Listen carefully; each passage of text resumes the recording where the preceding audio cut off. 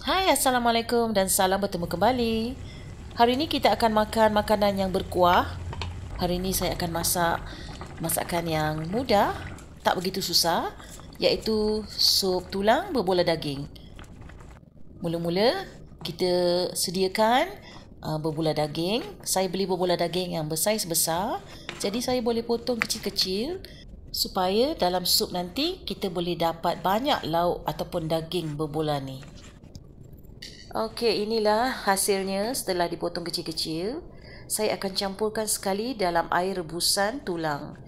Tulang telah saya rebus terlebih dahulu sebab tulang ni dia lambat empuk kan, jadi kita kena rebus terlebih dahulu. Dan bolehlah campurkan sekali dengan berbola daging.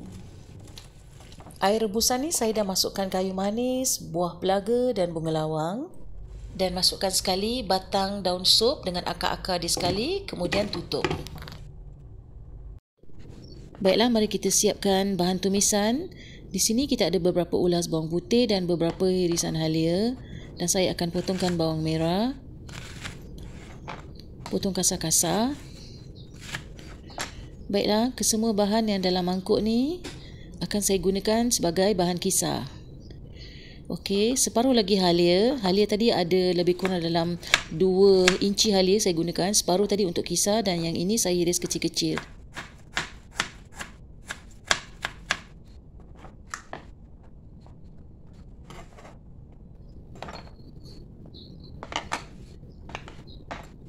Saya juga gunakan sebiji bawang besar untuk saya hiris-hiris. Dan akan saya satukan sekali dengan hirisan halia tadi.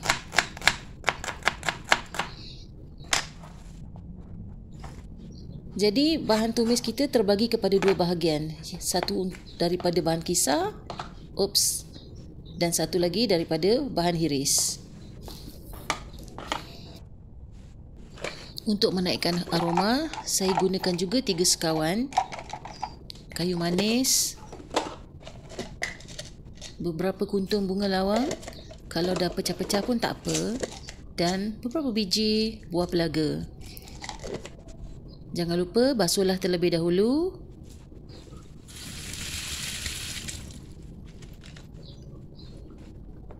Okey, mari kita siapkan bahan sayuran. Potong kecil-kecil carrot. Saya gunakan separuh batang carrot saja. Boleh potong 2 dan potong 4.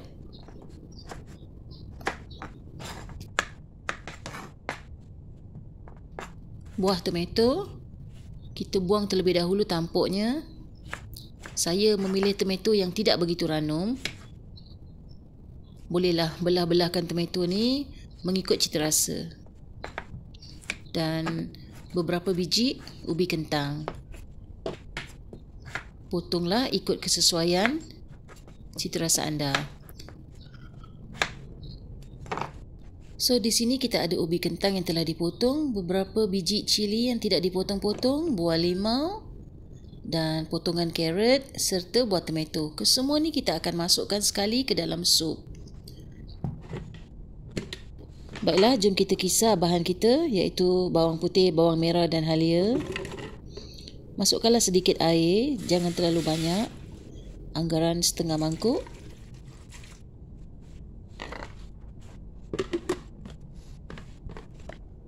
Kita akan kisar halus ya.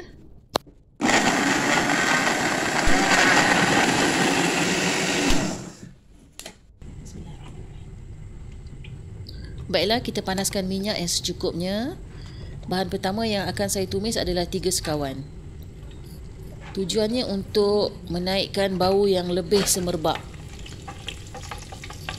Okey, bila bau dia dah naik, dah bau wangi, barulah saya akan masukkan hirisan bawang serta halia tadi.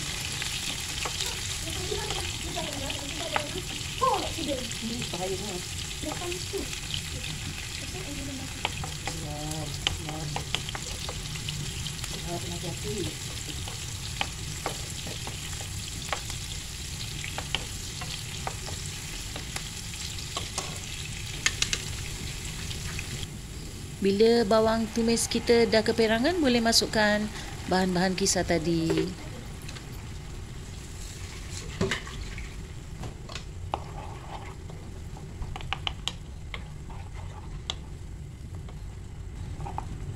Sementara tunggu tumisan kita garing, jom kita tengok daging tadi.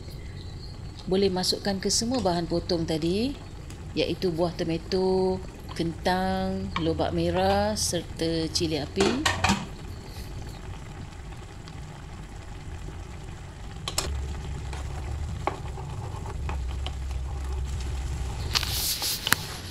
Okey, warnanya dah bertukar keperangan. Dah melegak-legak pun tumisan kita. Dengan lafaz Bismillahirrahmanirrahim, curahkan kesemuanya ke dalam rebusan sup tadi. Jadi lengkaplah bahan-bahan yang ada dalam sup tulang berbola daging kita. Dah penuh sangat, tapi jangan bimbang. InsyaAllah apabila dia dah semakin mendidih, dia akan surut. Saya alihkan ya, supaya kita boleh lihat dengan lebih jelas. Okey. Tunggulah sehingga sup kita ni mendidih dengan sepenuhnya. Sambil-sambil tu, jangan dilupa bahawa sup kita ni perlu diperisakan. Taburkanlah garam secukupnya, sedikit serbuk perasa. Perkayakan lagi rasa sup ini dengan taburan serbuk lada hitam dan gunakanlah 1 ketul cube daging. Picit-picitkan aja cube daging ni dan letak saja dalam kuah yang panas dan dia akan sebati bersama-sama sup yang panas ni. Cube daging ni akan menambahkan lagi rasa daging dan kelazatan sup ini. Sebagai sentuhan yang terakhir, perahkan 2 biji limau kasturi.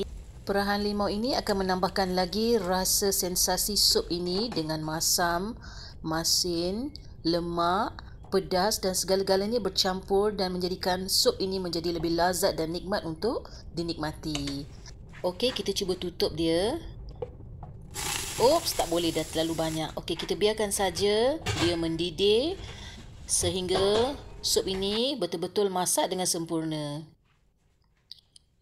Terima kasih kepada anda yang sudi menonton video Dr. Zil daripada awal hingga ke akhirnya. Saya doakan agar anda belajar sesuatu daripada apa yang telah saya sediakan pada kali ini. Mudah-mudahan ia memberikan anda ilmu demi memberikan masakan yang sedap dan membahagiakan keluarga. Sebelum kita hidangkan, jangan lupa tabur-taburkan daun sup. Baiklah, sup kita sedia untuk dihidangkan. Jangan lupa berkongsilah makanan kita kepada mereka yang tersayang. Terima kasih, jumpa lagi. Selamat mencuba.